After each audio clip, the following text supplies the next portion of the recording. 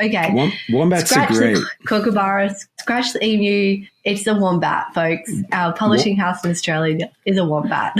Wombat books. This is the only way forward for us.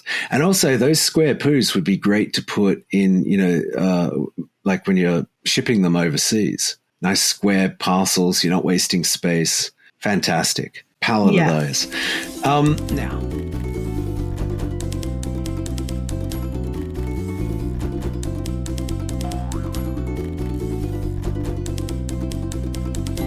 Good afternoon, everyone, and welcome to the Pleasure of the Text podcast, a shared and management space where readers and writers make meaning together.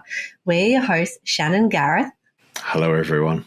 And re-entering part 2 of our series on sensitivity readers, publishers, censorship, what's happening in the world. So firstly, I highly recommend going back and listening to part 1 first and then jumping back over to this segment that we're going to be completing.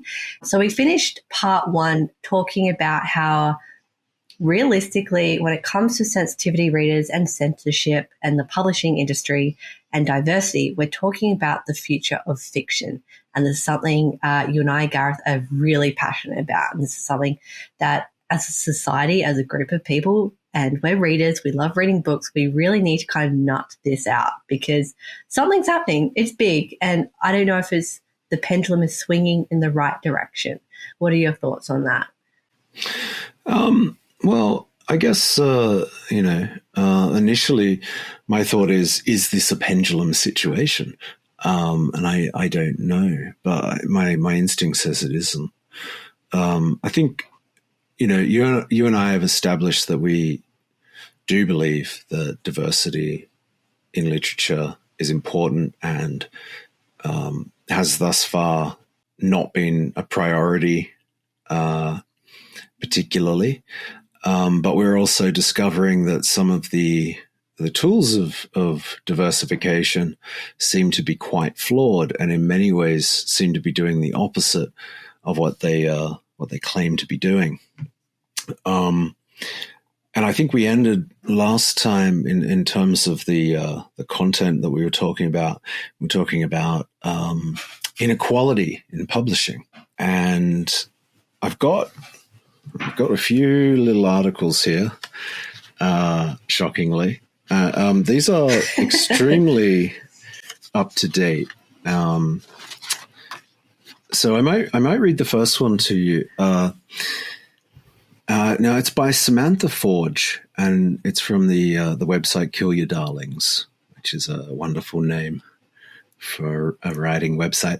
The article's called "Australian Publishing's Pay Problem." Now, obviously you and I, Shannon, are hoping to reach a wider audience, but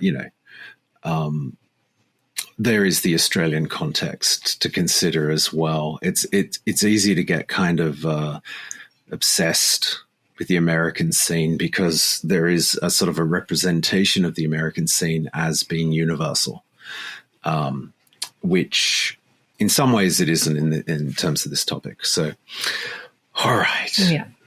The article begins, "This news will surprise no one currently employed in the book publishing industry, where low wages are the source of many a mildly despairing joke at the office Christmas party.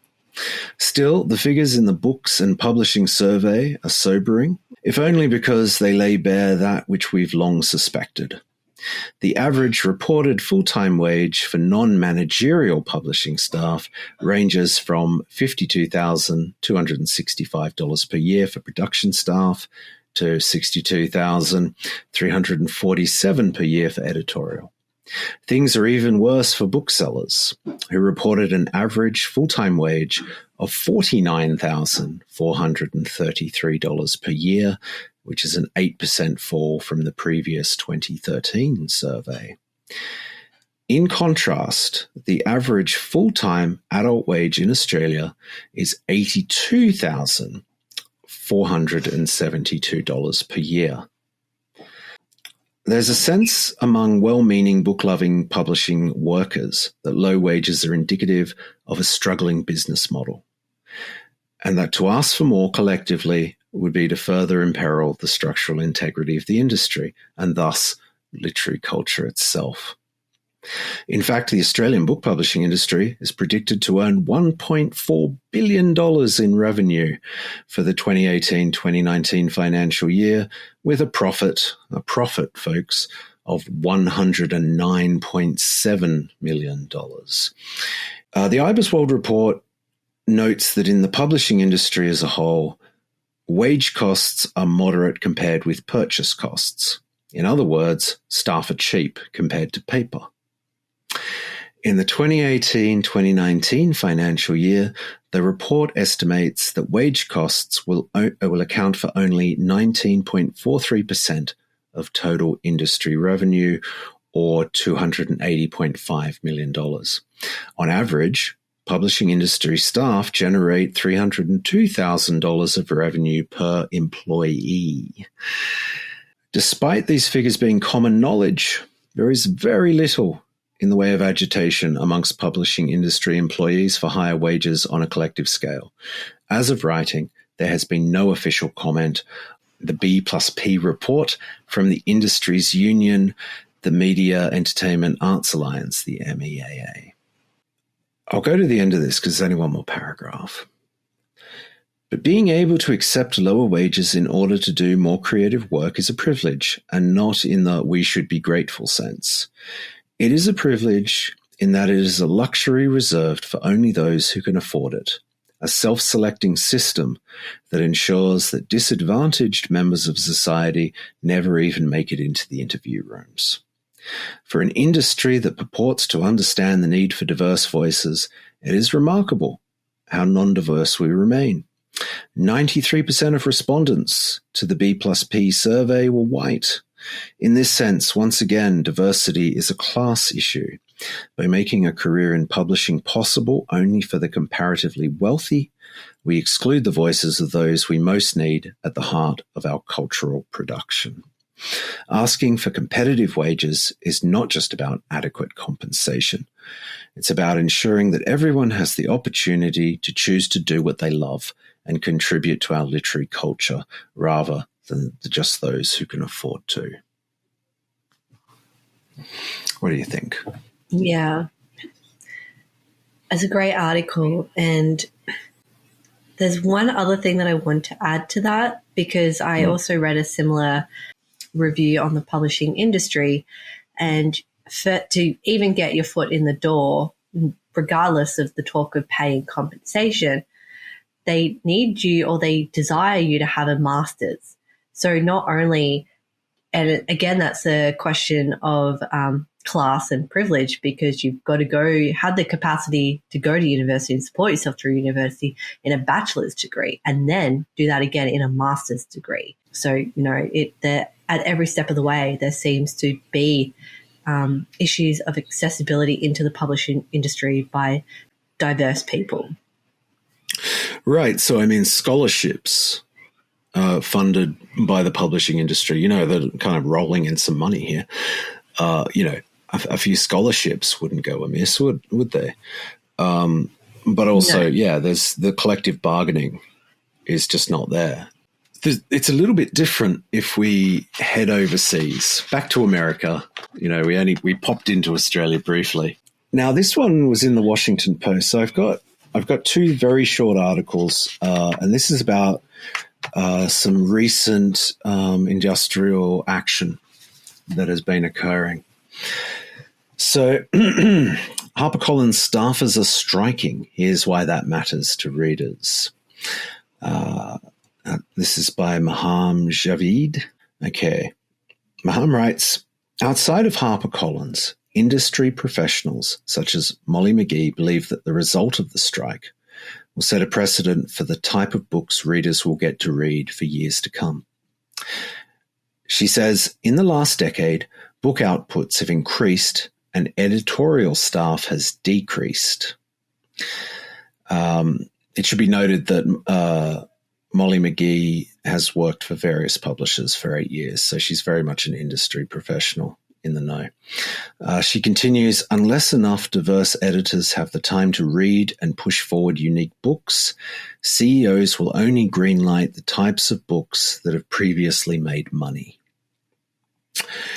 End quote. The skewed ratio of books to editors leads to crashing.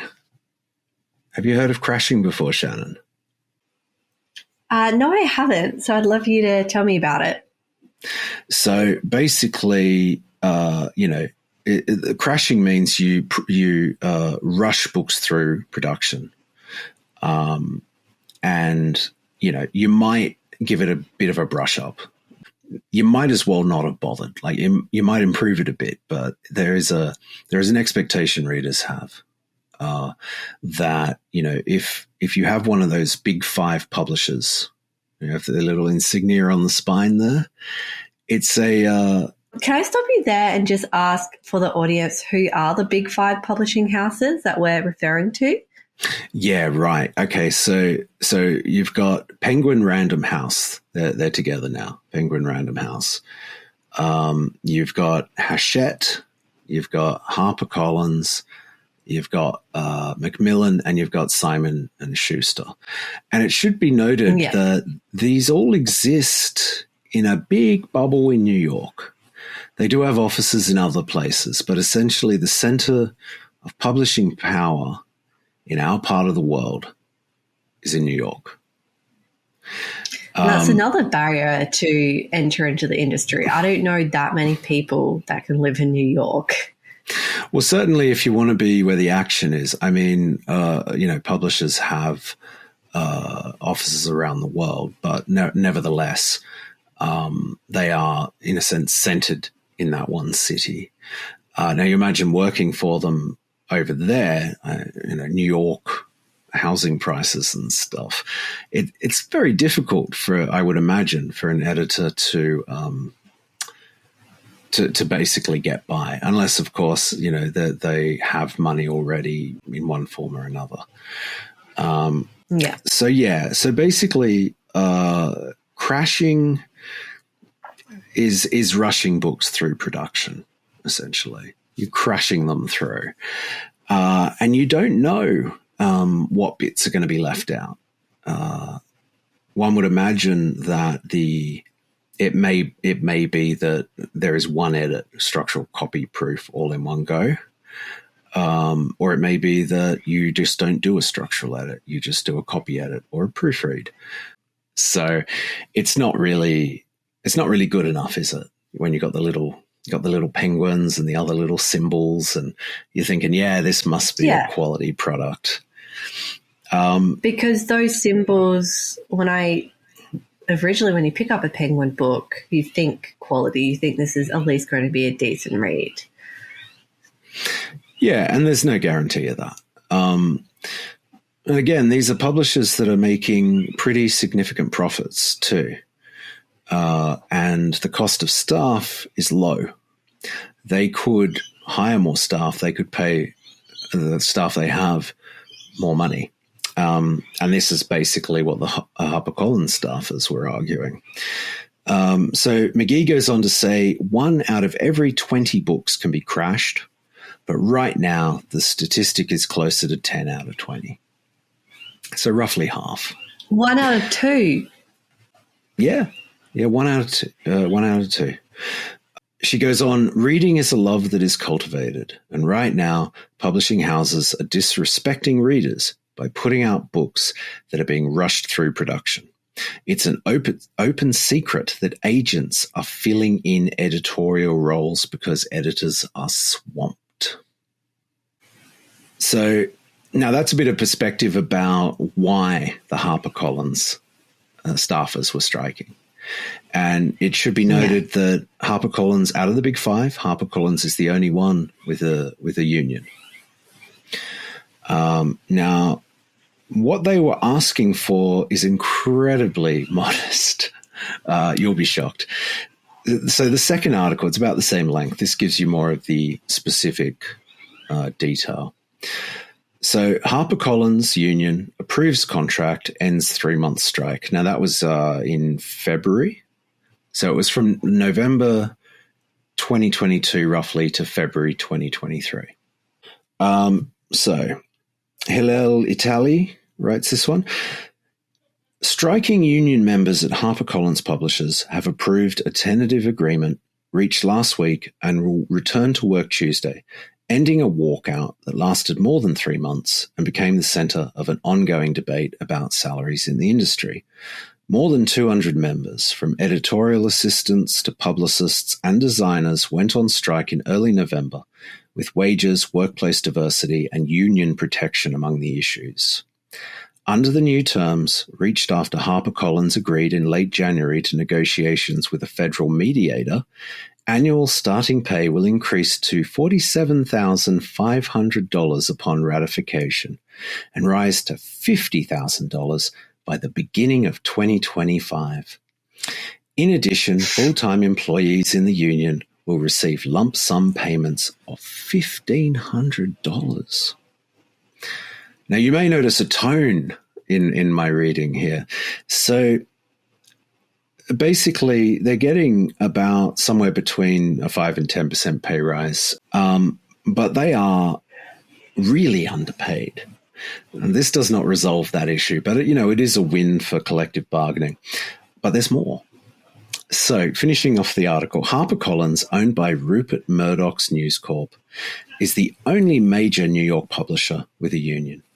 Hundreds of authors and agents had backed the striking HarperCollins workers, and in recent weeks, both Macmillan and Hachette Book Group had announced they were raising starting salaries, which range from $45,000 to $50,000 among the larger companies. The agreement came amid HarperCollins' plan to reduce its North American workforce by 5% through layoffs and attrition. The publisher has cited reduced revenues over the past year and higher costs. So the publishers are going to come out ahead because obviously if you reduce staff by 5%, that's going to cover the pay rise and so much more. Yeah, but that doesn't solve the problem of crashing books, right? That makes it doesn't solve worse. any problem. Yeah, it does. It does, and it's a very cynical move. So, I mean, the thing about the big five publishers is they're disproportionately dominant in terms of revenue from book sales. So in 2021, they generated over $12 billion per year of revenue. Collectively. It's a lot, isn't it? So there was a dip early this year. Shocker. It does happen. But I mean, the trend has been upwards. It's been rising at a rate of about 4.8% a year since 2016. And in 2021 alone, revenue went up by 9.92%. So these are not people on the breadline. These big five publishers are raking in the bucks, selling, substandard books and essentially showing a callous disregard for the staff they have. And it's certainly, where would a more diverse culture come from in that scenario? Yeah. It's quite extraordinary. Sure. Now, I think there was an 11% drop in revenue in the first quarter of this year. But, let's see what happens by the end of the year. Things go up, things go down. It doesn't make sense that one quarter's drop would necessitate these kind of cuts, particularly when you've got, crashing books, people burning out. But this is some union work. They got an agreement, but ultimately it's about profits. If HarperCollins had negotiated in good faith, they wouldn't have immediately reduced their workforce. Yeah, I see. Gosh. Yeah, so that's a big problem. And I don't have any answers for it. Do you have any thoughts? Is there something we could do? I don't know. It's a hard one. Not a fan of Rupert Murdoch to begin with. I don't know how much control he had over Colin negotiating in good faith and, trying to keep true to your profit line. And I think there is a friction between, because, we're both readers and we love books, and there is a social element to reading and being a publisher. But I mean, that has a friction with it being a business model within a capitalistic system. So, I mean, I don't know. It depends what we value as readers. I happily go to a bookstore and spend $35 to $40 on a book. And I want to know as a consumer that that money is going to the right places. And it doesn't seem like it is. It's not going to the author. It's not going to the editorial teams. It's not going to all these hard workers and designers for the book. So where is it going? Shareholders, maybe? Yeah, maybe creating co-ops instead of corporations might be a great idea. Yeah, I think that makes sense. And if publishing wants to grow and prosper, surely catering to a wider audience is a good commercial decision. And is there a reason they don't? Is there risk involved at all? Yeah, no, that is the argument, that there is a risk, there's no audience there. So in other words, if you look at who's buying the books that are being put out, they are, at the very least, predominantly white. There are other factors as well.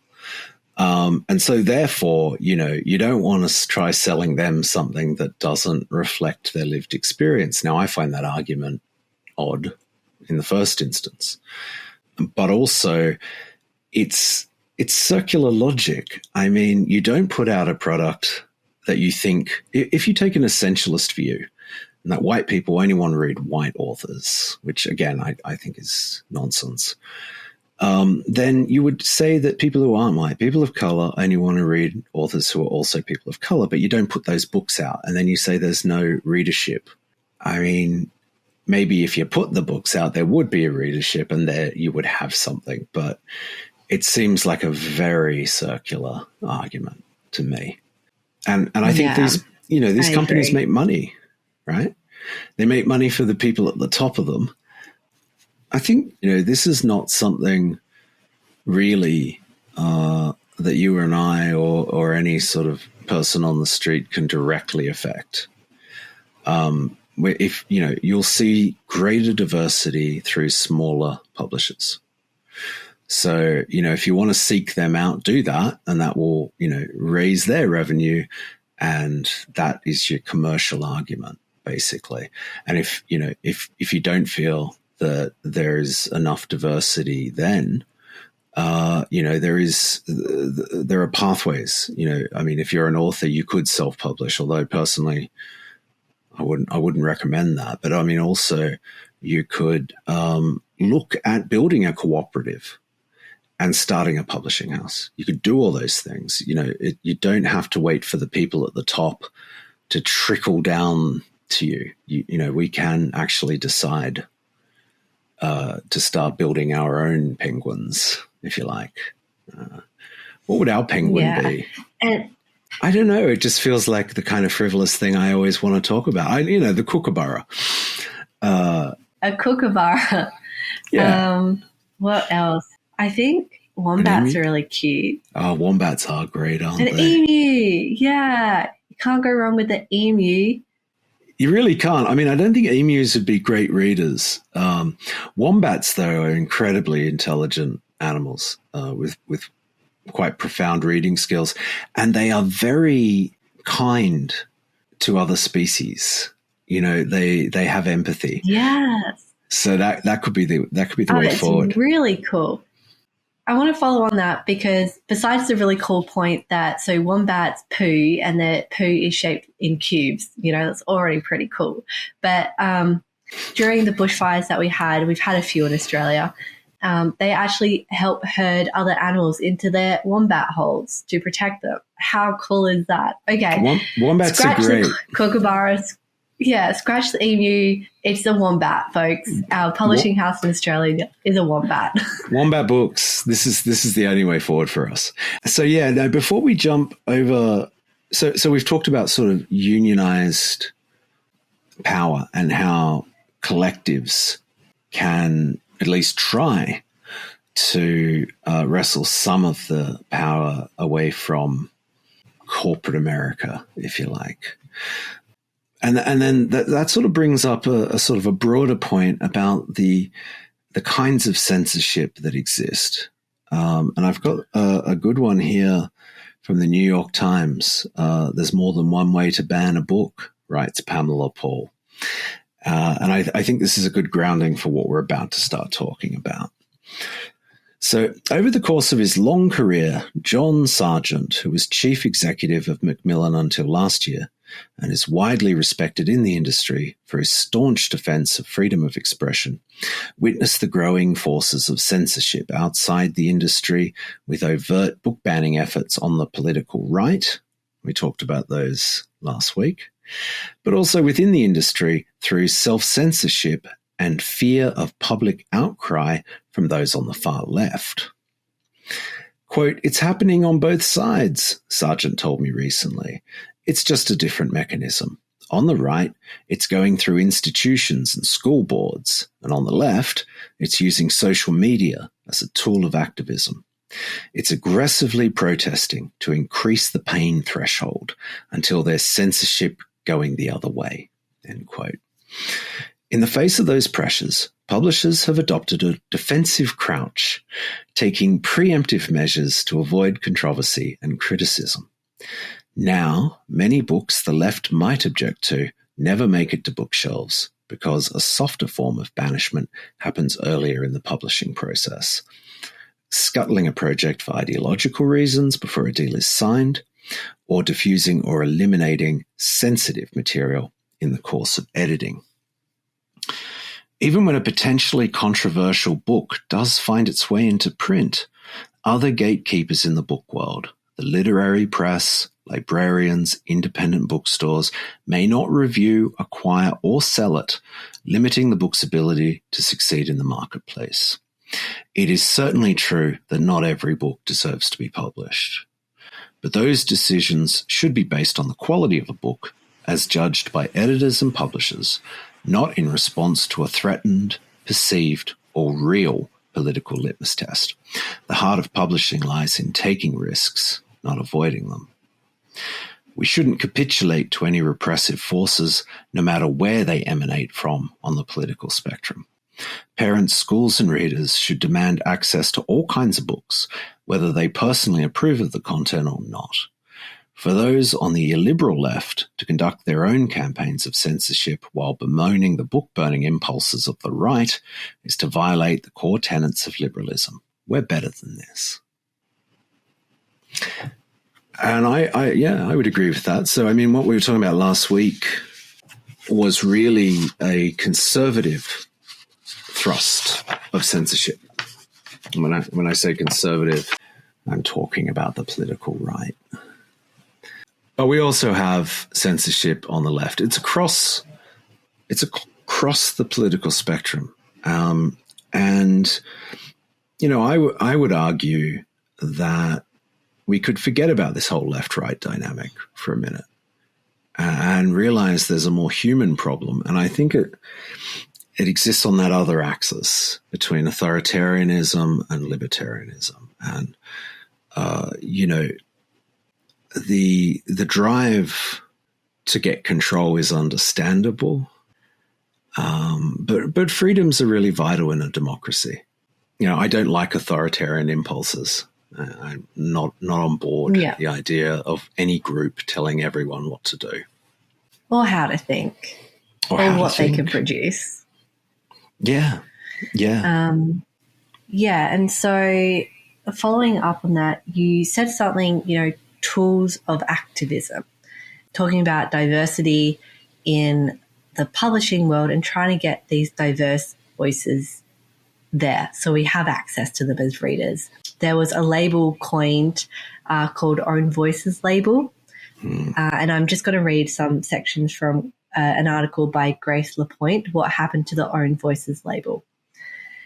So on Twitter in 2015, Corrine, a white, disabled, bisexual author from the Netherlands, coined the hashtag Own Voices.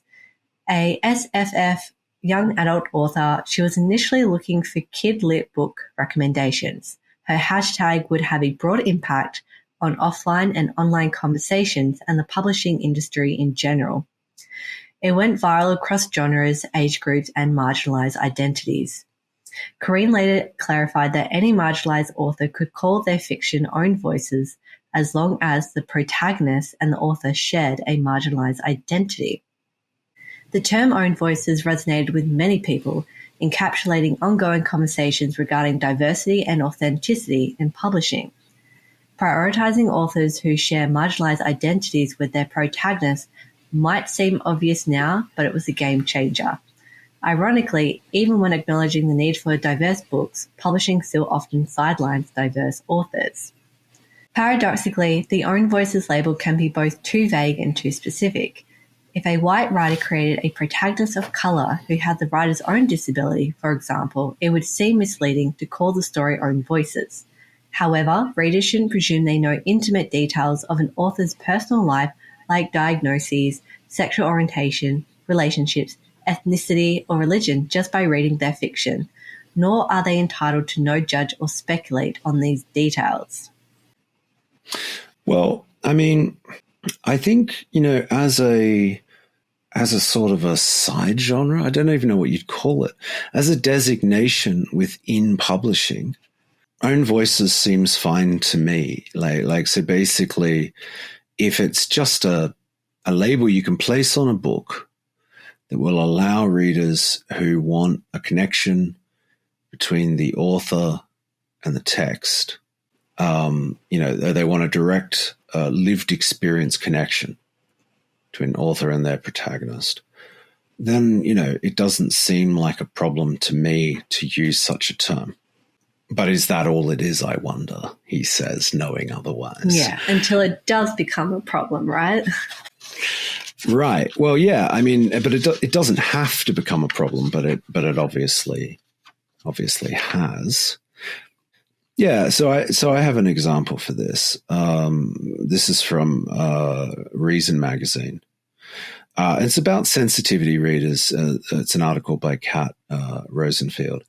Now, there's aspects to this article which I suppose we've already rejected in terms of the focus of sensitivity readers in some way having some sort of power in this whole situation. So we'll ignore all of that. So Alberto Gulaba Jr. was the type of author that publishers dream of having in their catalogues. A first-generation college grad, a child of working-class immigrants, and the recent recipient of a Master of Fine Arts degree from the prestigious University of California, Irvine program, Gulaba was a debut novelist with a gift for visceral and vivid prose. His first book, University Thugs, had all the makings of a smash hit. A work of character-driven literary fiction steeped in immersive vernacular, it tells the story of a young black man named Titus who is trying to make his way at an elite university in the wake of a criminal conviction. All while the school is being rocked by racial scandals, not unlike the racial reckoning that consumed so many American institutions in the summer of 2020. Gulaba's agent knew he had something special, and he was excited for a big submission push. But on the eve of sending the manuscript out to publishers, the agent suggested Gulaba update his bio to emphasize his racial identity. Publishers, he reasoned, would be excited to support a young black writer fresh on the literary scene. There was a problem. Gulaba is Filipino. So this was a complete misunderstanding. When Gulaba and his agent met, when Gulaba submitted his work to the agent and the agent signed him, they had not met face to face, and he reasons that the agent just thought it was an African American name or a name by way of Africa, and it never occurred to the agent that Gulaba was a Filipino American. What's interesting about this is that he was writing about his own community. So he was a part of that community, a predominantly African-American area. So whilst he wasn't African-American himself, one could argue that at the very least, there was a great deal of overlap in lived experience, and he had a lot of people to look at his work and say yay or nay. Really the kind of thing we were talking about before. Research is done, and, I would say he was writing from his own experience primarily. Yeah. So this is what happened next. Galaba was asked by his agent to add an Asian character, East Asian specifically, perhaps a Pacific Islander. Then it was suggested that Titus's wingman, the biggest secondary character, should also be assigned an Asian identity. And there was one more bizarre twist. Another agency employee, who we'll call Sally, was brought in at the 11th hour to read the book and provide additional feedback. Sally, the agent explained, was black. Now, unsurprisingly, Rosenfeld writes, the rise of sensitivity readers has proved controversial. Those who support it insist that they're no different from subject matter experts, not unlike the physician who proofreads a medical thriller to make sure the science is right. Critics, on the other hand, balk at the idea that being a member of a given demographic automatically conveys special knowledge about how everyone else in that group thinks or feels. In Galaba's case, his sensitivity reader had been born in the Caribbean and raised in the UK. The idea that she could speak to the authenticity of a young black ex-convict's experience at an American university is comical. At a moment of ascendant identitarianism in so many institutions, sensitivity reading seems part of a larger insidious trend in the arts, one that stigmatizes imagination and would, taken to its logical conclusion, make fiction itself categorically impossible. Now, we've already covered the sensitivity readers, and I think, I think sensitivity readers exist because publishers are ticking boxes. And I think in terms of, again, if you're that interested in a topic, you should be immersed in it as much as you can be. Obviously, if you're writing about the Salem witch trials, you're going to struggle to get some lived experience. But, you can still immerse yourself in the history and perhaps talk to some descendants, and you can do all kinds of stuff. And I would agree that that's the author's responsibility.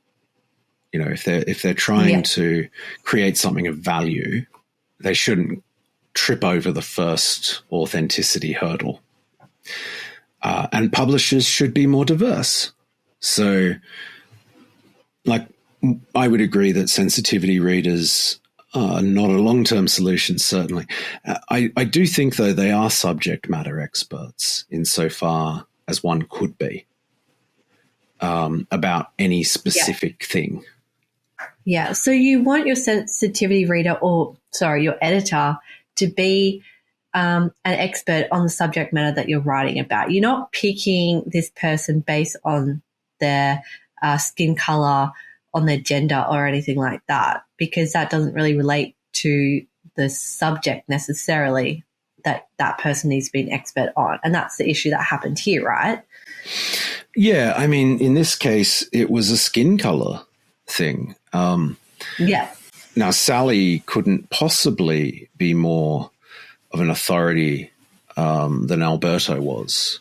Now, if they really thought it was necessary to find someone, an authentic voice, what they could have done is gone and hired one of Galaba Jr.'s friends.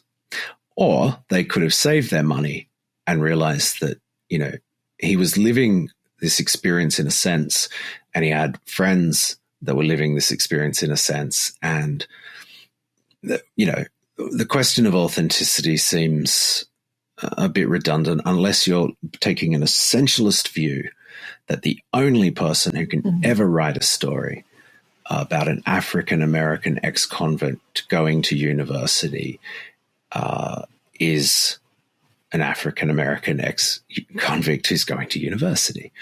And surely, that's problematic. So, that's I think that's a very unfortunate thing.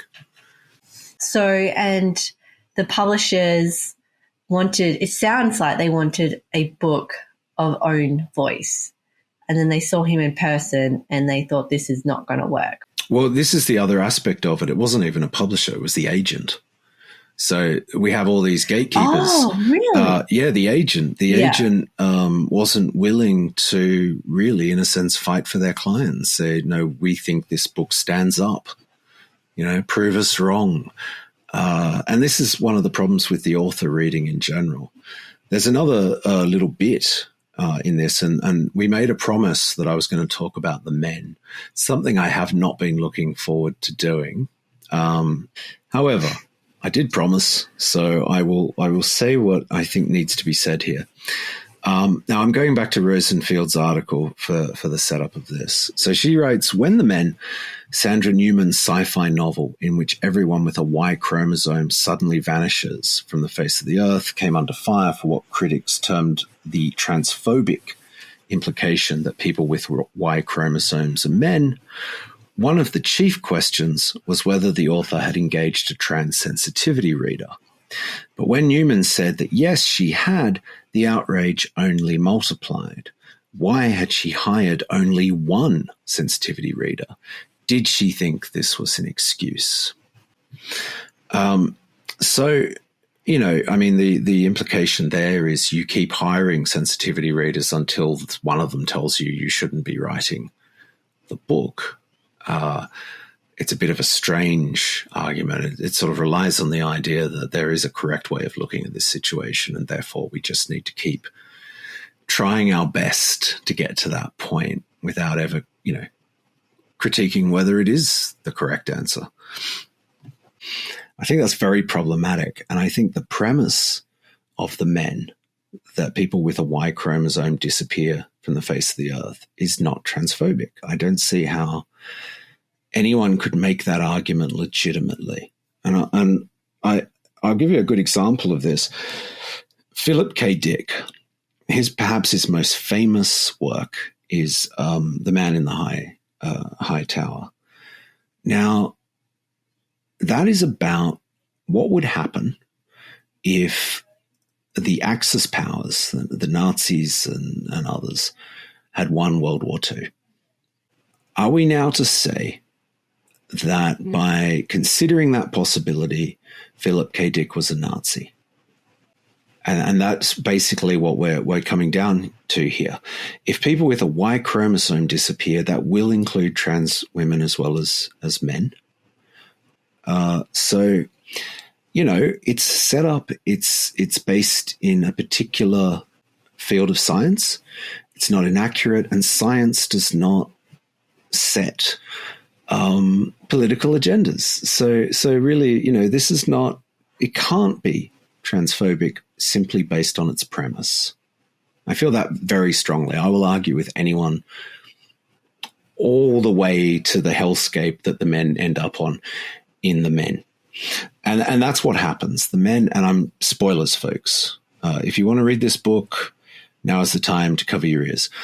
But anyway, so what happens is in Newman's book, the men are found. They're on some sort of cable TV show. I mean, there's no host or anything. It's just you can see them on TV, and they're in some hellscape, like Dante's Inferno. And you'll have images of them standing there with their mouths opening and closing like fish or something. You can't hear what they're saying. And I think it's quite a chilling image. And, I read the book for this podcast. And I have to say that aspect of it, I think, is really, really good. Now, what does this have to do with this XY idea? Well, it has nothing to do with it. And then when we get to the end of the book, arguably, some people disagree, but arguably it does appear as if the ending of the book is it was all a dream. Now, from a purely literary standpoint, I suppose it would be possible to resuscitate that trope of a story ending with, and it was all a dream. I don't think Newman does this. So we have a dream. We have a kind of I was reminded of David Cronenberg, his films with these video people like trapped inside of video.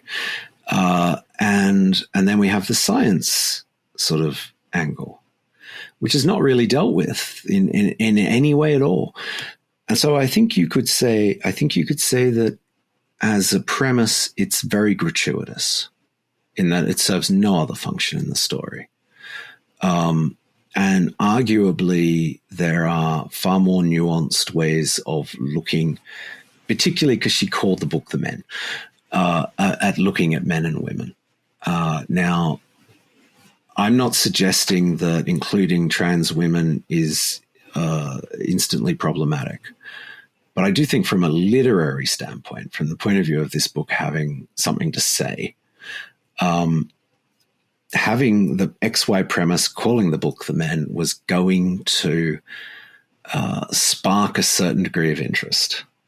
And then to do nothing with it seems quite irresponsible. So it's not transphobic, but it is gratuitous. And I don't understand why the book got published, to be honest. I think it needed not just a sensitivity read, but like a serious structural edit and maybe a back to the drawing board kind of approach.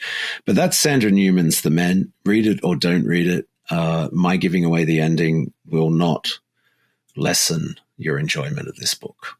I can guarantee that. So I think that's a good example of, how it's very easy, isn't it, to latch on to one idea or another, to take one conception of identity, such as skin color, and mix that up with cultural background. Can you top these great examples? Because they're pretty solid. Have we reached the depths of absurdity yet, or is there another layer of hell to be found? I wish we had reached the depth, and there is another layer. So this is another article by Kat Rosenfield.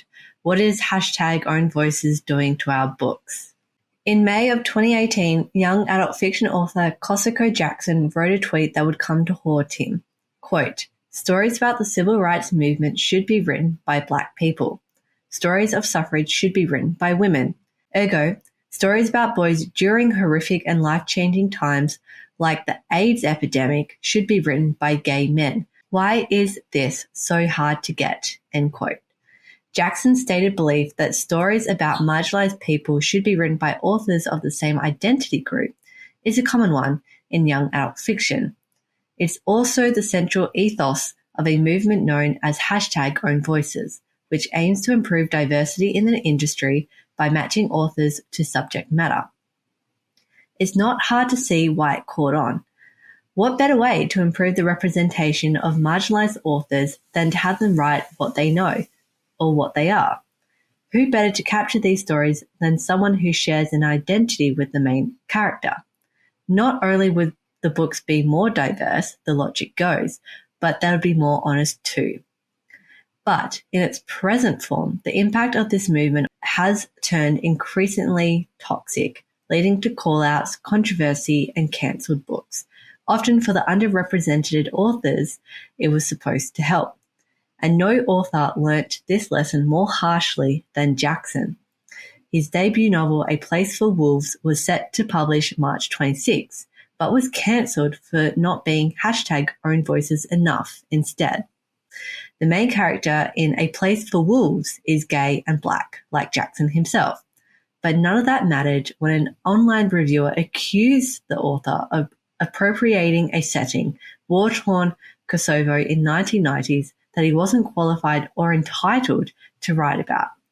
This story, critics said, was not his to tell, and Jackson responded by pulling A Place for Wolves less than a month from publication. It was a costly choice, not just for the author, but also for his publisher, who had to pulp the 55,000 copies of the book that had already been printed. Jeez. So he was on the right path. His main character was gay, he was Black, he was American, but he'd been put into what was the fictionalized version of war-torn Kosovo and got ripped to shreds because of that, for wanting to lean into that imaginative space. I haven't read the book, so I don't know if he's done this well or he hasn't. But if you follow this line of thinking of only writing from your lived experience, what happens to the world of fiction? And you eventually start writing about a person sitting down at a desk, writing a story about a person sitting down at a desk, who's writing about a story of a person who's sitting down at a desk. Like, where does this end of, always following in the laneway of your own lived experience? It's an impossible trap. And I mean, let's say, for example, hashtag own voices proponents were saying, oh, no, look, it's fine. Other people can write about these things, but there should be a distinction made, hashtag own voices. They're not saying that. But even if they were, people need to recognize that an author is not the single voice represented by their book. So if you're going to say own voices, right, you would need to make sure your editors, who often make a big contribution, also share the same lived experience. And you would presumably, as Kirkus likes to do, make sure all your reviewers also share the same lived experience. The booksellers perhaps as well. And most importantly, the readers. Because that is where this all goes. It goes into shoving readers as well into specific boxes. We were talking about it means that I, as a white cis woman, can't enjoy a book by a male who's writing about aliens. Exactly. And, that author, and let's say they were an own voices author who'd had alien experiences, that's it. That's what they get to write about. And that's obviously problematic. It's shoving everyone in boxes. I think there is a commercial drive behind own voices, or there could be, in that there are people who state that they like stories that are true, and including fiction that is true. And, there's not much you can do about arguing with that. But, so Kosoko Jackson fell down with his setting.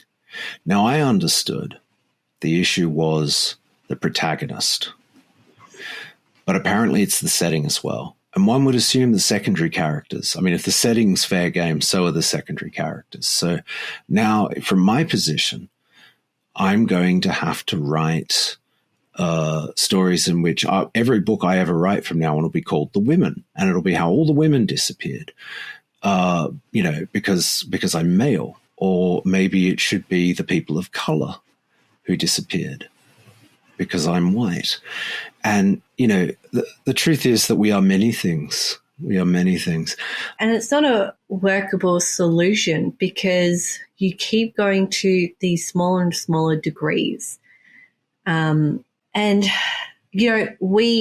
can agree, I think, a lot of people, that there is issues with the choice of books that we have and diversity in the industry. And, revolt, that takes numbers, it takes people. But every time we continuously become and reduce ourselves into these smaller and smaller labels, you reduce that power of the critical mass to make any form of difference, because we're just squabbling all around amongst each other, not on the people that hold the power. And that's the issue here, isn't it? And you mentioned the word Kirkus Review, and I want to talk about the Kirkus Review because this is, to me, the epitome of this problem that we're facing at the moment.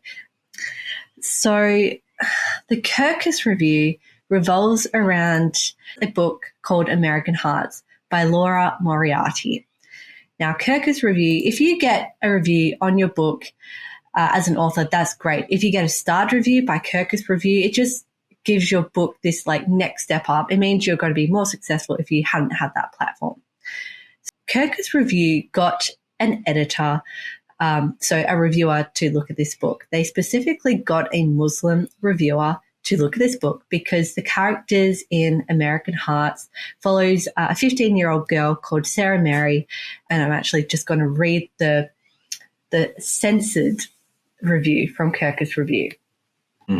15-year-old Sarah Mary will do anything for a sensitive younger brother, but she never thought that would mean running from the law. The setting is the Midwestern United States. The time is the not-too-distant future.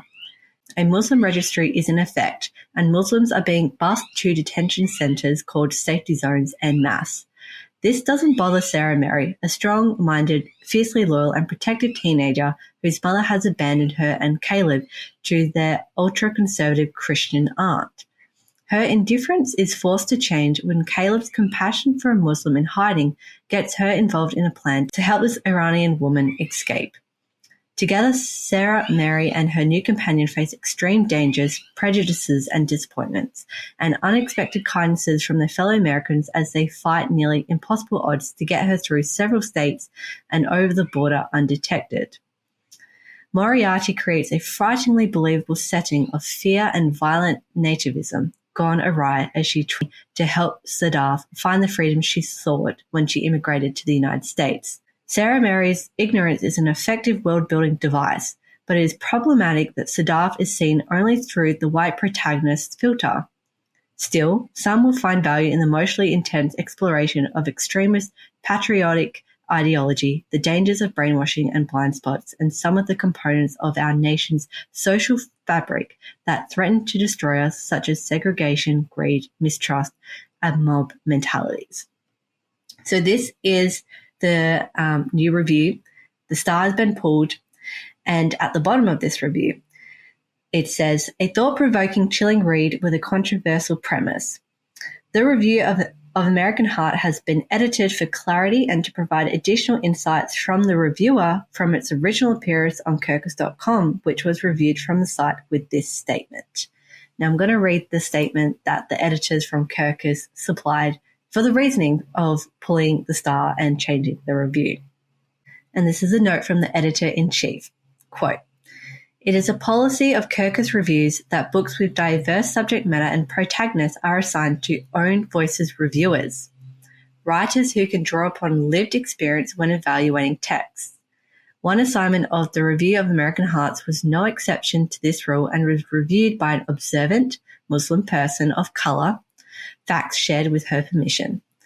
Our reviewer is an expert in children's and young adult literature and well-versed in the dangers of white savior narratives. She found that American Heart offers a useful warning about the direction we're headed in as far as racial enmity is concerned. The issue of diversity in children's and teen literature is of paramount importance to Kirkus, and we appreciate the power language wields in discussion of the problems. As a result, we've removed the starred review from Kirkus.com after determining that, while we believe our reviewer's opinion is worthy and valid, some of the wording fell short of meeting our standards for clarity and sensitivity, and we failed to make the thoughtful edits our readers deserve. The editors are evaluating the review and will make a determination about correction or retraction after careful consideration in collaboration with the reviewer. At Kirkus Reviews, we will continue to evaluate editorial solutions for better reflecting the expertise of our reviewers and their uniform appreciation for responsible portrayals of marginalized groups. We appreciate the discussion of these issues and celebrate the free exchange of opinions and ideas. Yeah, I mean, obviously they don't. I feel very sorry for that reviewer. That's awful. Yeah. Really, I mean, did they decide that her viewpoint was illegitimate on certain levels? Is this what they were? Who made this decision? One wonders. So my understanding was that she reviewed the book and she said it was good. And in terms of the lunacy, can I say that it's just they've specifically chosen Kirkus.com, a Muslim woman of experience, to review this book. Her review got attacked, and suddenly it's like your review and your opinion is not good enough. You haven't provided the right answers. We're retracting what you said. And there is actually another article in The Vulture where the Kirkus editor-in-chief explains why they altered that American Heart review. And he talks about how they talked about it with this woman, and, it was only if she agreed that they would make the changes. I don't know this woman's background. I don't know her situation. But if the chief and editor came to me and said, look, we need to make some changes, is not sensitive enough. Would I have the courage to say, no, I stand by what I said? I don't think I could in that situation. And I don't want to put words in their mouth, but I might suggest that could have been what happened. Well, yeah. And I mean, obviously, if she says no, is she going to get more reviews? These are all income streams. I mean, she's not just a person with lived experience as a Muslim. She's also a subject matter expert in terms of children's literature, white savior narratives. I mean, my goodness, how much more qualified do you have to get? I mean, yeah. And if her opinion, like, you edit that sort of stuff for sense, and really, given that she is literally a sensitivity reviewer, you shouldn't have to edit it for sensitivity. So basically, I mean, this is clearly a person that has experience in writing. She'd have to be. It's astounding to me that anything besides a copy edit would have been done anyway. And ultimately, Kirkus signed off on this to then say that the reviewer failed to be sensitive enough in her language. Well, excuse me, but she's the expert they brought in because they don't know any better. So, yeah. I mean, where are they getting this from? It's craven. I mean, there's issues abound in this, what's happened here. I mean, I wish I could say that it's fiction, but it's not. This is real life. And to add on to that, so people were objecting to this novel, American Hearts, before it had even been published. So a month before, so September the 7th, someone wrote, and excuse my language, folks, on Goodreads review, "Fuck your white savior narratives." And then eventually the book was published on October the 10th. So unless they got an earlier version of this book, how do you even know what's in this book? Does it actually follow a white savior narrative? Is it a white savior narrative, or is it us being able to engage in this young girl's world to appreciate some of the challenges that these people face? From a purely from the shape of the thing, yes, it is reminiscent of a white savior narrative, but it, intent, and people say intent doesn't matter, and really, like, at some point, intent has to matter. If what you're showing is this young girl's journey into empathy, that is as much the object of the story as her helping a refugee. And it seems, if indeed any depiction of an act of kindness or empathy will be seen as a slight, I mean, for kids reading a story like that, the idea of getting past your prejudices and, making a difference for someone who is not from your background, surely that is a good message. I mean, white savior narratives, they kind of have typically followed a sort of a logic that the other is, savage or misguided, or their society is not sustainable, and we've come in, the white saviors, and sorted them out. It's a missionary sort of idea. I don't think that this doesn't sound like that at all. And really, if she had taken Siddharth's point of view, would that not have then been problematic from the other side of the coin with own voices?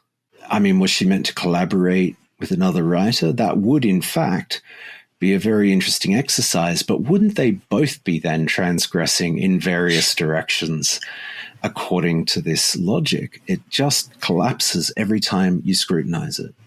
Yeah, and to add insult to injury, some other stuff happened. So, the reviews got altered. And then the following Tuesday, after the review, Moriarty posted the text of both reviews in a comment thread on her personal Facebook page. The magazine reportedly called her publisher repeatedly to demand that she take the comments down. Now, I mean, cynically, we would say that obviously Kirkus Review didn't want everyone to know that there was two different versions that they had out there maybe. But the chief and editor, describes this as a standard fair issue. Authors and publishers are only permitted to accept 35% of a review for marketing purposes. That's the chief editor's explanation there. And another thing that I want to bring up. So again, quoting from the article, yet while investigating criticisms may be business as usual, the chief editor admits this is the first time during his tenure that a review has been pulled and altered in this way. And while the Muslim woman who wrote the original review was involved in the editing process, the decision to retract the style was made in full collaboration with the reviewer. He says, altering the review does not appear to have been her idea in the first place. According to Smith, Kirkus concluded internally that edits would be made before reaching out to the reviewer. So, quote from the chief and editor, we wanted her to consider if changing what we thought was sort of reductive word choice and adding deeper context is something she thought might be appropriate, he says, end quote, though he emphasizes it was ultimately her call. Quote, I did not dictate that to her. She made that decision on her own, end quote. The word choice in question likely refers to text in the original review that referred to Sadaf as a disillusioned immigrant, which some commenters took exception to. Kirkus's critics are skeptical of that claim. Among the more cynical takes on the controversy is that Kirkus used the reviewer's identity as a shield, only to then suppress her voice when it didn't toe the line. The chief editor bristles at that. It's like no one believes that this reviewer has a mind and can change her opinion. Is that so difficult to believe? End quote. Doesn't that sound like Gasoko Jackson? When he says, why is it so hard to get? Well, I mean, I have never... So I used to publish a lot of reviews, I used to write a lot of reviews for publication. And absolutely, they would edit them, and sometimes they would edit them in a way that I ended up saying the opposite of what I had actually said. And certainly there was no back and forth with this because it's fast paced. But I have never had one of my reviews pulled because it offended anyone. And isn't it interesting that a Muslim woman, is the first reviewer to have had this treatment? Well done, Kirkus. You're really pushing the diversity envelope there. So, yeah, I mean, there's always going to be someone who's offended. There's always going to be someone who complains.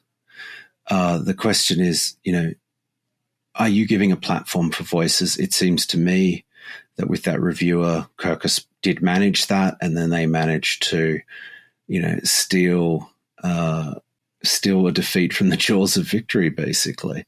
I don't think they've covered themselves in glory here. And, always with all these things, it's always sort of the little guy who's getting, hammered here. Sensitivity readers are being targeted as somehow making editorial changes. This reviewer apparently, wasn't sensitive enough to the views of Muslim people. It's not Kirkus, it's not the publishers. It's always people beneath who are being marginalized and exploited. Really annoys me. It does. The cheek of saying that you're doing it to promote diversity. What a scandal. It really is cynical. And I kind of feel like I just want to apologize for her experience. Like, that is just, you're there to give an honest review. You had issues with the book, or you liked the book, you gave an honest review at that time, and then to just get kind of shoved into the spotlight. I don't believe that. I mean, it sounds like they came to her already with ideas of wanting to edit her piece and what they were going to edit it to. And they took her voice and her power away from her. Yeah, he did take her power away from her, and it's incredibly warped, the whole thing. It seems so back to front. And it does seem to be an attack, a sort of a well-meaning but completely misguided attack on diverse voices and the platforms that they're, occasionally allowed to speak from. Like, she wrote a review and they edited it, and that's it. And beyond that, if they wanted to follow up, then that's fine. But the starred review, my understanding is that these are feature reviews, the starred reviews, and it's a platform of exposure for the reviewer. Yeah. Do we have the reviewer's name? That is like, does this person even get a name in all this? Because, it feels so reductive. No. So I'm on the Kirkus Reviews website. I've got the name of the novel, American Heart, by Laura Moriarty, the release date, the statement, and I can't see her name. Yeah. So, I mean, it's problematic, isn't it? On just so many levels, it's hard to even find a foothold. What should we be more annoyed about? I don't want to go down this rabbit hole. Me neither. Yeah. Me neither. All right. So, okay. So this is the situation we're in. We're in this series of paradoxes. Now, there's an argument to be made for abandoning the Own Voices campaign. And there was a really interesting study done in 2013 at the New School for Social Research, which I believe is that in New York as well? I think it might be. And so the article I'm referring to here is Reading Literary Fiction Improves Mind Reading Skills, finds a study from the New School for Social Research. Now, so heated debates about the quantifiable value of arts and literature are a common feature of American social discourse, or indeed in Australian social discourse. Two researchers from the New School for Social Research have published a paper in Science demonstrating, that's the publication, Science, demonstrating that reading literary fiction enhances a set of skills and thought processes fundamental to complex social relationships and functional societies. PhD candidate David Comer-Kidd and his advisor, Professor of Psychology Emmanuel Castano, performed 5 experiments to measure the effect of reading literary fiction on participants' theory of mind. From here on out, we'll call it TOM, the complex social skill of mind reading to understand others' mental states. Their paper, which appeared in the October 3rd issue of Science entitled Reading Literary Fiction Improves Theory of Mind.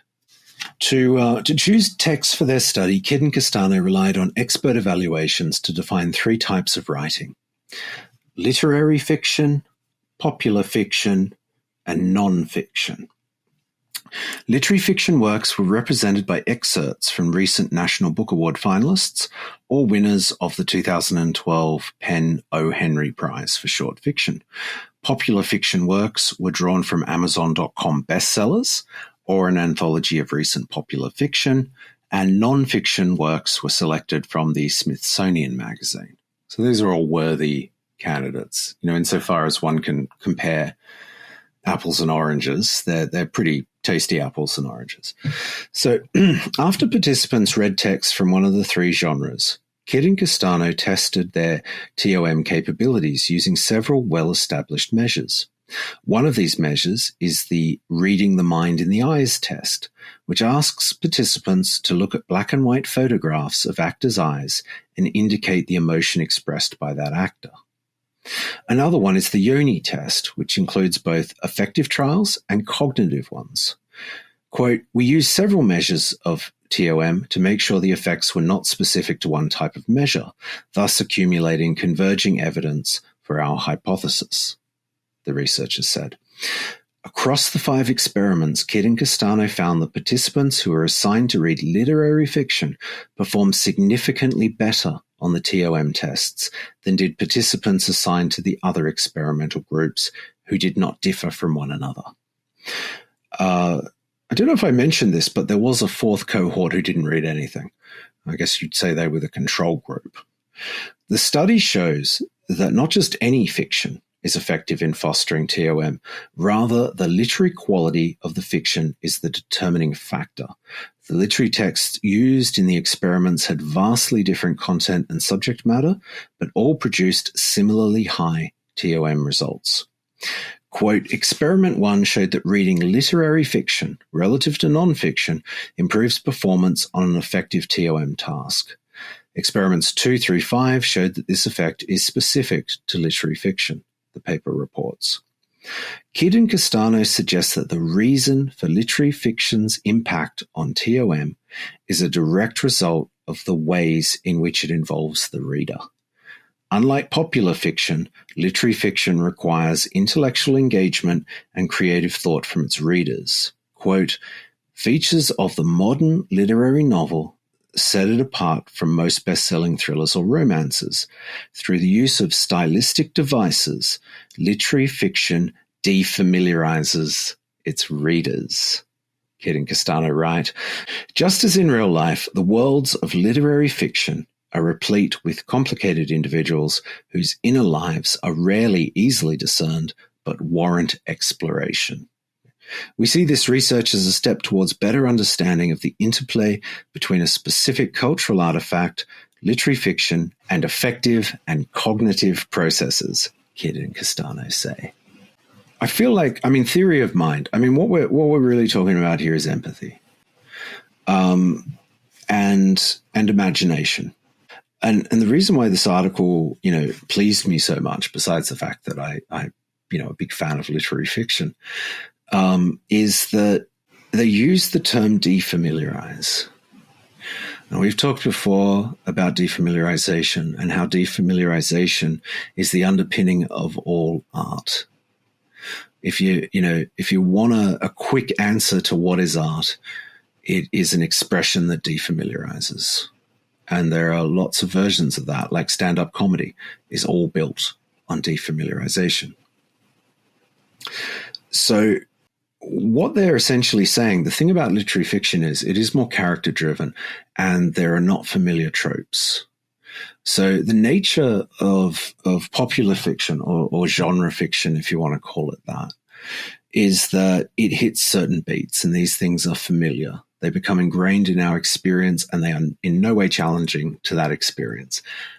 Lots of fun to read, but they are, very constraining and they are very much aimed at a particular kind of audience. They do not set themselves on a path towards a diverse audience. Or indeed, how about this, a series of diverse readings. And I think we talked about this, we tend to read them. Did, with readily and rightly text. Exactly. And, it's nice when the psychologists get in there and basically add some, extra credibility to this concept. But essentially, it's important, they're saying, for us as a species, to empathize and to hear others' stories and to engage with others' stories as readers. But it is not that big a step to say that we should engage with them as reader/writers. The part of your brain you use when you are literally writing, using a pen or a keyboard, is different to the part of the brain you're using when you're reading. There are different processes going on. And at the same time, I would suggest to you that when you read, you're also writing, because you've got all your lived experience and it is being injected into the thing you're reading. Yeah. So basically, I guess what this says to me is that it's actually important for people to write other voices besides their own, as in effect an offshoot of people reading voices that aren't their own. Now, they may disagree with those voices, but that doesn't mean there isn't something worthwhile therein, and that there isn't a conversation or a dialogue between, the text and the diversity of readers that would be useful. So I think from my point of view, this study kind of lays the groundwork for why Own Voices is a terrific marketing campaign. But for readers, for you and me and everyone else out there who likes reading books, this is not a great thing at all. And I wanted to finish my part of this by referring to my hero, Roland Barthes. Now, my reading of Barthes, Barthes and I differ in that, he is French and spoke French. I can only read Barthes in translation. He was gay and I am not. And so we have a number of key differences. So when I talk about Barthes and what I understand about Barthes, it isn't him, it's my reading of him. As is always the case when anyone comments on anything, it feels it just needs to be said. This is, again, not a short quote, but I think it really is important. I'm going to sort of take it step by step. So this is from The Death of the Author, and this is the essay that Barthes became sort of really famous for. If people have heard of him at all, it's usually around the death of the author. So I quote, "In his story Sarrasine, Balzac, speaking of a castrato disguised as a woman, writes this sentence, quote, 'It was woman, with her sudden fears, her irrational whims, her instinctive fears, her unprovoked bravado, her daring, and her delicious delicacy of feeling,' end quote. Who is speaking in this way? Is it the story's hero, concerned to ignore the castrato concealed beneath the woman? Is it the man Balzac, endowed by his personal experience with a philosophy of woman? Is it the author Balzac, professing certain literary ideas of femininity? Is it universal wisdom, romantic psychology? It will always be impossible to know, for the good reason that all writing is itself this special voice, consisting of several indiscernible voices, and that literature is precisely the invention of this voice, to which we cannot assign a specific origin. Literature is that neuter, that composite, that oblique into which every subject escapes, the trap where all identity is lost, beginning with the very identity of the body that writes." So that's the first part of my quote. And I wonder, do you have any objections to that characterization, Shannon? I'm a post-structuralist. I fully subscribe to this reading. And it is a word that I'm glad you brought up, because in the back of my mind doing this research, I have been thinking about the term post-structuralism and the death of the author. So the issue with the hashtag Own Voices and the issues about writing about things outside of your experience, et cetera, it all relates back to the author. And if we just scrub the author out of this equation, would we be having these discussions? Exactly. And I don't read for the author. I never have. I didn't as a kid. And then I found this philosophy that made sense to me. In very, very broad and brutish terms, structuralism was an attempt to remove the author. Post-structuralism brought in the idea of intertextuality, and that texts speak to each other, both the text of the reader and the text they're reading, but also other texts. So, they have a gravitational pull.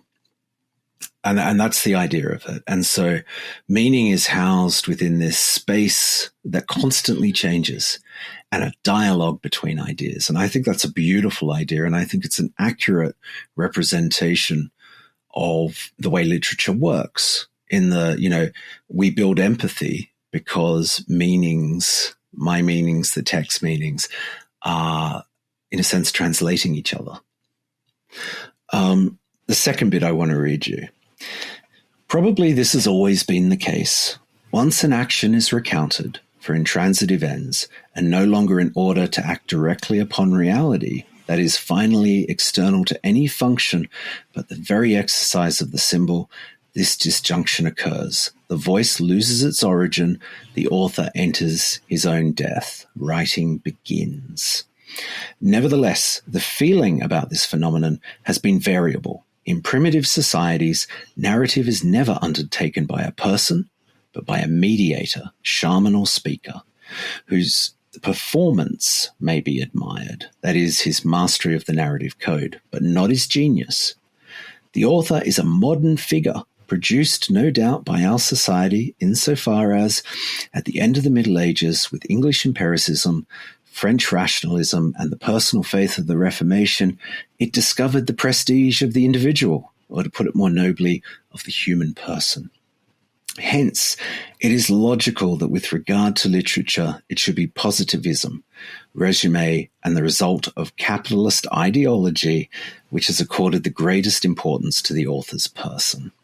And I think we've seen this play out all throughout our discussion. The author still rules in manuals of literary history, in biographies of writers, in magazine interviews, and even in the awareness of literary men anxious to unite by their private journals, their person and their work. The image of literature to be found in contemporary culture is tyrannically centered on the author, his person, his history, his tastes, his passions. Criticism still consists most of the time in saying that Baudelaire's work is the failure of the man Baudelaire. Van Gogh's work is madness. Tchaikovsky's his vice. The explanation of the work is always sought in the man who has produced it, as if, through the more or less transparent allegory of fiction, it was always finally the voice of one and the same person, the author, which delivered his confidence. Again, we see own voices. This is the idea of a confessional thing, of a pure thing. It has all the hallmarks of a kind of a religious understanding. And all of this stuff is driven either by that impulse or a capitalist desire to exploit, products to the last drop of ink. And I believe there are many well-meaning people in this discussion, but I hope they're aware of all this. And if they're rejecting it, I hope they're rejecting it because they've been convinced of another argument, not just because they're completely ignorant to this point of view. I've got one more passage, and I hope this isn't too boring. Not at all. Thank you. Okay, so let us return to Balzac's sentence. No one, that is no person, utters it. Its source, its voice, is not to be located, and yet it is perfectly read. This is because the true locus of writing is reading. Another very specific example can make this understood. Recent investigations have shed light upon the constitutively ambiguous nature of Greek tragedy, the text of which is woven with words that have double meanings, each character understanding them unilaterally. This perpetual misunderstanding is precisely what is meant by the tragic. So just to explain that, tragedy is built on the idea that we know what the characters don't know. And so we begin to see that they're in trouble and they move towards it inexorably. And that is how we build up this concept of tragedy in the classical sense. Yeah. So our understanding trumps the text's understanding. And it relies on that to function. Yet there is someone who understands each word in its duplicity and understands further, one might say, the very deafness of the character speaking in front of him. This someone is precisely the reader. In this way is revealed the whole being of writing. A text consists of multiple writings, issuing from several cultures and entering into dialogue with each other, into parody, into contestation. But there is one place where this multiplicity is collected, united, and this place is not the author. As we have hitherto said, it was but the reader. The reader is the very space in which are inscribed, without any being lost, all the citations a writing consists of. The unity of a text is not in its origin, it is in its destination, but this destination can no longer be personal. The reader is a man without history, without biography, without psychology. He is only that someone who holds, gathered into a single field, all the paths of which the text is constituted. And I think that's where the Laura Moriarty book has its value. You know, if I read that character, I don't imagine I'm me, I imagine I'm her, imagining somebody else. Yeah. And all three of us, in a sense, are working on an imaginative project. This is why it's absurd to hear the new writing condemned in the name of a humanism which hypocritically appoints itself the champion of the reader's rights. The reader has never been the concern of classical criticism. For it, there is no other man in literature but the one who writes. We are now beginning to be the dupes no longer of such anti-phrases by which our society proudly champions precisely what it dismisses, ignores, smothers, or destroys. We know that to restore to writing its future, we must reverse its myth. The birth of the reader must be ransomed by the death of the author. I think that's incredibly powerful stuff, and it's had an enormous influence on my thought and the direction of my life from the time I read it, which was in my early 20s. But we see this. I mean, our society proudly champions precisely what it dismisses, ignores, smothers, or destroys. Surely we can see that the hypothetical diverse reader, the actual sensitivity reader, the sensitivity reviewer, all these people are being crushed under the wheels of an idea of diversity that doesn't exist at any point in the process. Even the idea that a text is diverse and that you and I will have different readings of a text, and that a text which is a misreading of someone else's perspective, which all texts are, might actually be very valuable to the person who reads it. And that person has agency, and they shouldn't be told what to read. And they should have access to a huge diversity of voices. I 100% agree with that. But the concept of authenticity is just another illusion that is placed down so that publishers can make money selling books. Authenticity exists in the person of the reader, and that person could be any one of us. And that's one truly democratic, inclusive, accessible idea. And it's the only one that I have heard in the 3 to 4 hours we've been talking. And how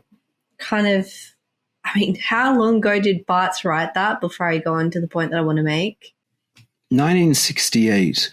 He elaborates on it at length for the remainder of his career, which was another 12 years until his death. Yeah. This is something that I would love to discuss further with our listeners. I feel very passionately about this, and I really, as you know, Shannon, I feel very passionate about expanding literature, multiplying voices, having discourse, having debates, looking at old texts and new, and seeing how they work with each other, not revising the old, maybe reimagining them. Wouldn't it be interesting to see a reimagination of Roald Dahl? Could it be done? I'm not sure. I'd love to see it. And I mean, ultimately, it probably already exists in one form or another because we're inevitably influenced. And, how about if Roald Dahl is such a problem, how about, we look at who was influenced by Dahl, the works they created, and how about, giving them a Netflix deal? I agree. And I think that, this is a two-parter. A week before, we talked about just banning books in general and book burning.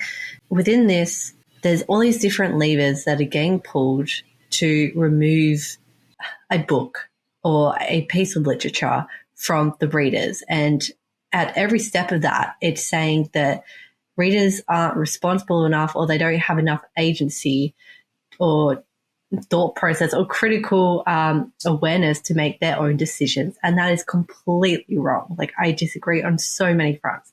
As you said, us as readers in the end are the ultimate losers from everything that's happening.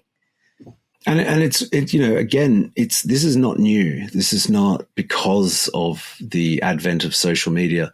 This has been the problem since year dot. Voices have always been silenced for one reason or another, and often for pretty spurious, commercial reasons that don't necessarily, bear themselves out in reality. Also, that the logic of Baudelairism, which is being applied today, was designed to protect children. People should think about that. Apparently all of us, are the children to somebody. They feel that we are, not able to make our own decisions. And frankly, I think kids can. I think they can make their own critical decisions and should be encouraged to do that, to become discerning and critically minded.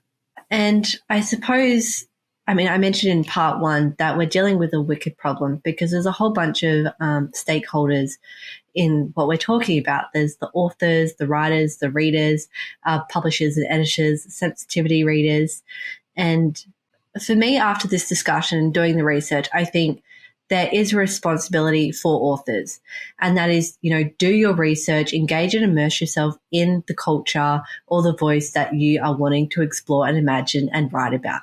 Just do your research, make friends, talk to people, just do your job, essentially, and write it in a way that you write a good story. Additionally, there's a responsibility for readers. We all have this responsibility, and that the first premise is read the book. Don't just make assumptions and go online and make a review. Just read the book, and then read widely and read openly. Apply critical awareness analysis to every book that you read. And the thing with social media, like you said, this has been an issue from day dot, but I feel social media has exacerbated the problem because you are rewarded on social media for foul play, for being angry. And then finally, responsibility for publishers and editors. Increase wages.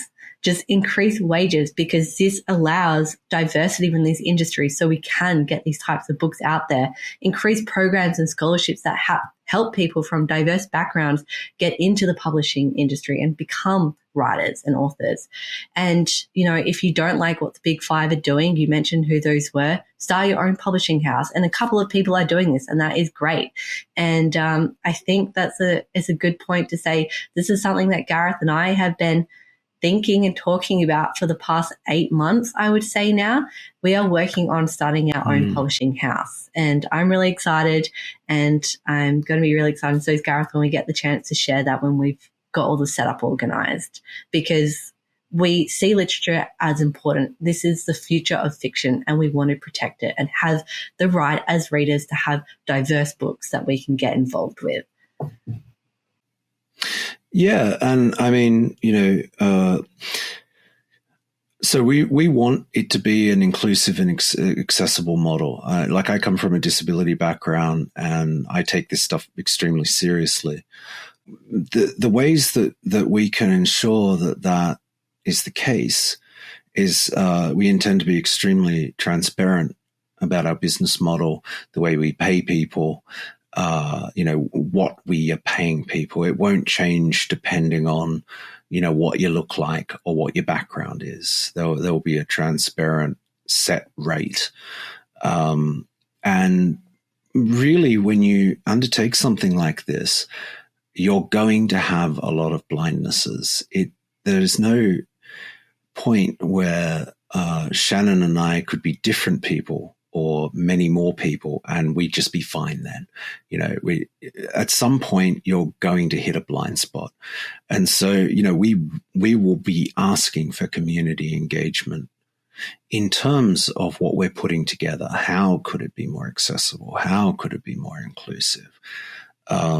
With the goal of promoting the very best writing that comes into our orbit. And it's not about who wrote it.